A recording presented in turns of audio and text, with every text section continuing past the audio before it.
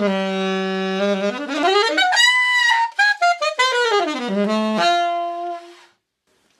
guys, so I wanted to talk to you today about forming your embouchure on the saxophone.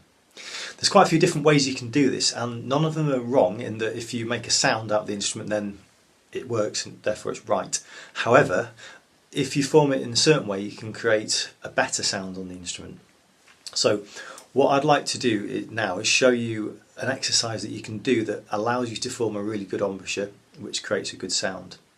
Then after that I'll explain why that method works and just go into the theory of it a little bit. So first thing I'd like to do is I'd like to just whistle a note. So can you just go, so purse your lips and whistle. If you don't whistle that exact note, doesn't really matter, that's not really the point. The main focus of this exercise is the shape you form with your lips and the tightness that you have in your cheeks. When you whistle, you can't whistle when your cheeks are puffed out. They have to be tight because it allows the air to be pressurised enough to get a good sound. So just try this a few times, just whistling a note. And as you're doing it, think about what it feels like with your lips and also how it feels with your cheeks. Also focus on how constant your airflow is because that's really important. Okay. So when you've done that a few times, what I'd like to do is essentially you form that same mouth position as when you're whistling and then apply it onto the mouthpiece. So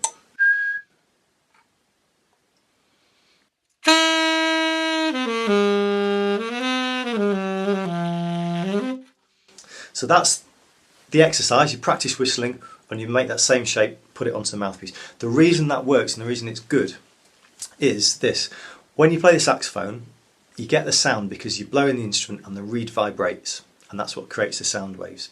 So as a saxophonist what you're trying to do is allow the reed to vibrate as freely as possible, so without restriction, or with as little restriction as possible.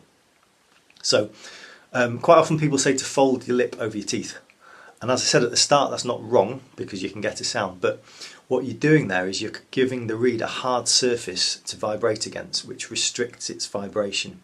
Whereas if you use your lips as a cushion, as in this method, that allows the reed to vibrate more freely, and therefore you can get a bigger and freer sound, essentially.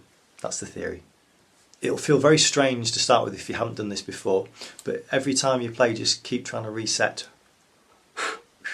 And that whistle is a really quick, simple way of finding that position.